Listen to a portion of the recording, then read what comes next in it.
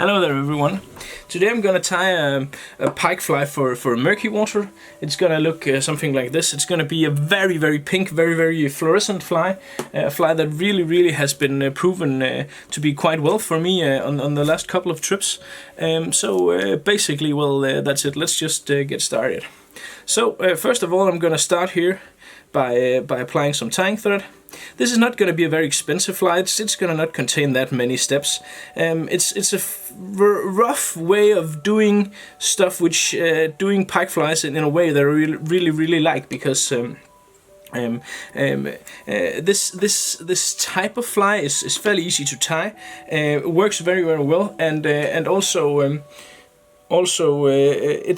The materials are protected underneath some cone heads, which means that this is a very durable fly. This will last a long time, and it will stand up to the abuse of many pike teeth, which is something I think is rather important as well when it comes to pike flies, because, well, basically they're a bit more expensive to tie than a pheasant tail or something like that. So it's important that they also can stand some abuse of these and some encounters with these pike's teeth before finally being shredded to pieces.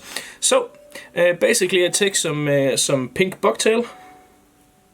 Oh, one thing I wanted to mention while I tie this is, if you haven't subscribed to my channel yet, please do. That would mean a lot to me. Really would mean a lot to me, because well, I like subscribers, and then you will get the notice as soon as I have new tying videos up. So please subscribe to the channel. So like this, I have distributed this bucktail as evenly as I could, and then I'm gonna make a whip finish, because I'm gonna use something else to pull this, to get this to point backwards, like so, like that. The bucktail is good for keeping all the materials standing up, and what I'm gonna do now is I'm gonna take one of these. This is a, whoops, this is a cone head. A cone head from Future Fly. A pretty cool, neat little thing that will fit perfectly on the Future Fly tubes here, and this will help keep the bucktail in the right place, and also it will help protect my materials.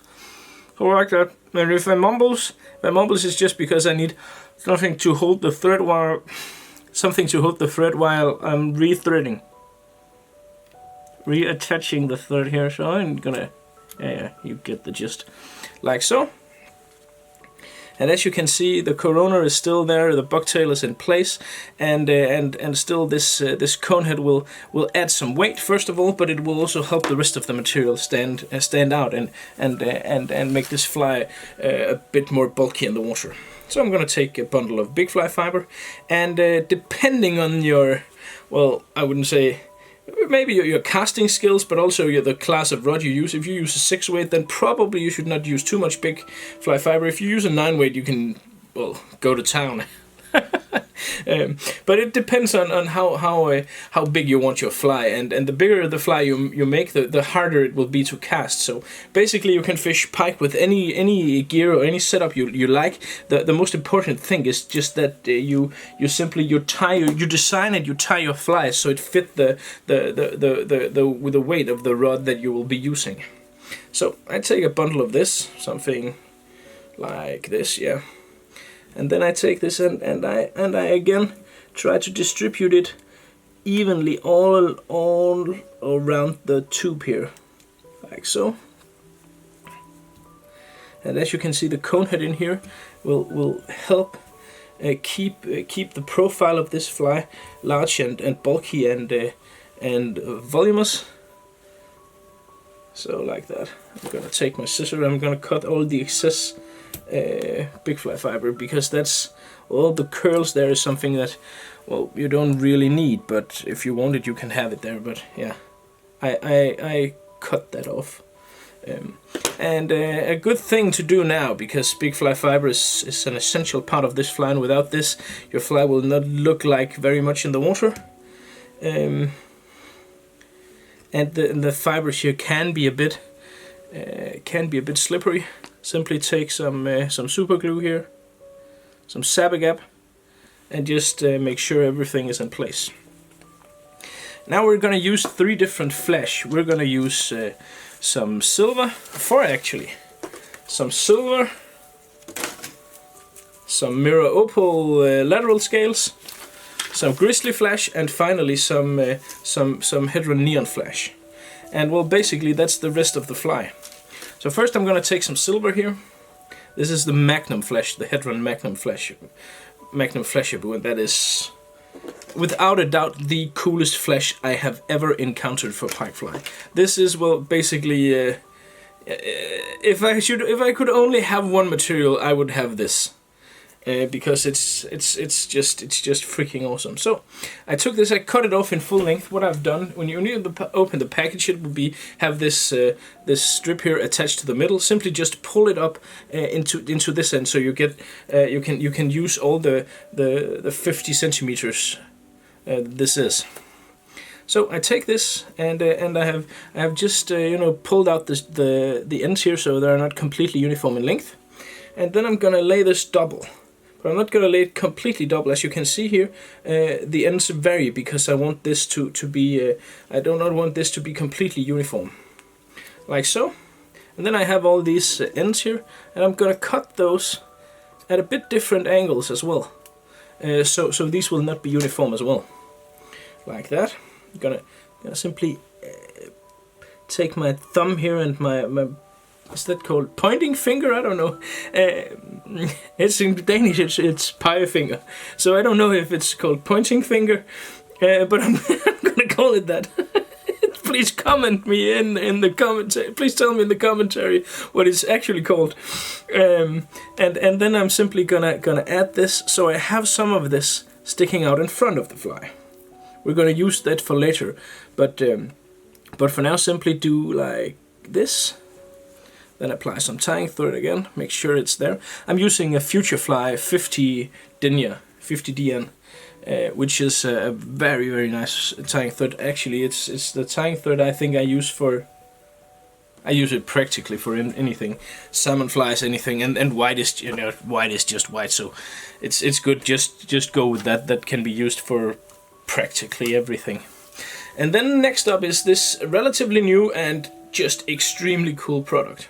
When I did this fly before, I used a lot of these saddle feathers, and I must say the saddle feathers are the most beautiful to use. But I would also recommend this product, the Grizzly Flash from the Grizzly Magnum Flashaboo from Hedron. Also, it's a pretty cool material, and these saddles can be quite annoying and quite difficult to get your hands on it, and they're a bit expensive. So if you're not going to get the most beautiful thing, which the saddles are beautiful, there's no way around that, and it looks very, very awesome in the water, then this is the next best thing. I'm gonna do it with this because I like this Flashaboo very much as well. Exactly the same approach as before, because this is also 50 centimeters and this is also Magnum, so exactly the same approach as with the silver, and this is simply I use this to add some contrast and some different look of this fly in the water, and also of course in the vise, like that. And as you can see, I leave all this pointing forward, because in a minute, when we're almost done, we're going to use something to pull it backwards, to simply give it a broader profile, to make it swim more erratic in the water, like so. And then because this is a fly designed for very, very murky water, I'm going to add the thing that is actually the most shiny thing I have ever seen in the water: the mirror opal, the opal color of lateral scales. Lateral scales is a very, very white flash that is crinkled, so it reflects light at an insane rate. And the color here, opal, is just it's really, really, really awesome. And it reflects an insane amount of light, and it looks absolutely astounding in the water. Just 4, 5, 6 strings of this is sufficient, so you have a package of this for a long time, like so. Again, I try to distribute it as evenly as I can, these strands around the... You could of course get it completely perfect if you tie them down one by one, but you know, in a realistic world, I'm not gonna do that. I would rather go fishing than, you know, sit here around and simply just mess around with getting each and every single one of these completely correct. You know, it's pike, you know. I'm not saying that you should not make an effort with your flies. Of course you should, but there must be, you know, I don't know what you would say. In Danish you would say something like, there has to be a bit of sense still left in the madness. And well, yeah, pike fly is madness. And thank God for that. So, all of this is sticking out in front. As you saw, I just simply cut away the leftover short pieces of lateral scale, because they're going to look very ugly if they're turned backwards. The last thing I'm going to use is I'm going to use this. This is a neon flash, and the same way I did with the Magnum flash, the same way you need to do with this. You need to simply either pull the strip all the way up here so you get a decent length, or simply buy a new strip, attach it here, and then cut away the old one, because this is a bit hard to get the strip all the way up to the top, because this is not as smooth as the Magnum flash is. So I'm gonna cut off a decent amount of this. Again, I'm gonna try to make it so it's not completely uniform in length, like so. I'm just gonna comb it out a bit here, so it looks good, and then we're gonna spread it out again like so. So I will be able to actually get it all the way around here, like that. Gonna tie this down, and this stuff is truly amazing. It's fluorescent like nothing I've ever seen. So if you put your UV light on there, it fluoresces really a lot. A lot of people mess about and cannot see the distinction between fluorescence and UV stuff, and there is a big difference. And all the stuff you see, if you turn your UV light onto it, it's not UV, it's fluorescence, because UV is something that your eyes can't see. So if you can see something with your eye, it's not UV. UV is something that's invisible and somehow should be able to make your flies fish a lot better. I believe that's basically a hoax. Because if it sounds too good to be true and it's invisible, well, probably it is too good to be true. But fluorescence, on the other hand, is something that I believe very strongly in, and that's all the stuff that you can see when you turn on your UV light. So anything you can see with your eyes, it's not UV, it's fluorescence. Good. There's a lot of talk going around about that.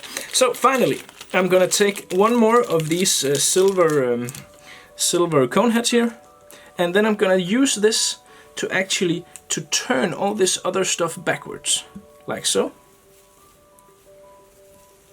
Then I'm gonna hold everything back here, and I'm gonna take my UV glue if I can. I was not able to do that with one hand, so you have to use your teeth sometime. And then I add a lot of super glue here, all the way around, to simply fasten my cone head. And also to make this fly more durable, more strong, like so. Gonna push the cone head up here, and as you can see now, you'll get a very nice tapered fly that has many different lengths all the way down here towards the end of this fly. Many different lengths. It has a lot of flash and a lot of stuff going on here.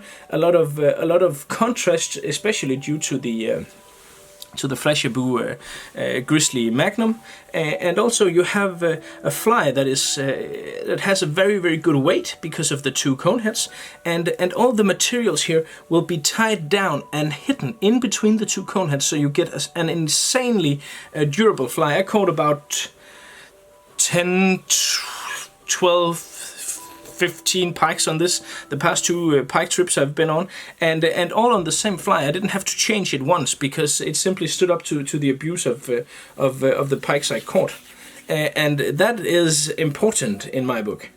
So, as you can see here, it's fairly uniform all the way around. It is very refulgent. It has a lot of flash in it. This is perhaps a bit too long for my taste, so I'm going to take my scissor. If I can find the right one, the best one for that. My desk is quite messy here. It's a big scissor that can't just, you know, disappear. I'm just going to use this instead then. But a long scissor is preferable to this kind of work. So simply trim it down here, you know, cut down. So I don't cut completely across, because if I did that, it would completely ruin the shape of this fly and the tapering of this fly, like so. And there I have something that really is good. But if you want to add the last details to this, because it is a tube fly, there is something pretty cool you can do to add to this fly, and that is this. This is a rig of a pike hook with a rattle on there, and then I have attached a wriggle tail. And I must say, if you have not tried these wriggle tails, please do. They look absolutely awesome in the water. So this fly with a wriggle tail and the rattle is something that pike will find even in very murky water, because it will stand out, it will look very alive, and it swims great, and it has a very cool, very bright color that pike will find. I know this because I have used this with very good luck the past couple of days in very murky water. So basically, that was it for this tutorial. Thank you for tuning in, and of course remember to subscribe if you haven't done already. That would mean a great deal to me. So thank you very much, and happy pike hunting.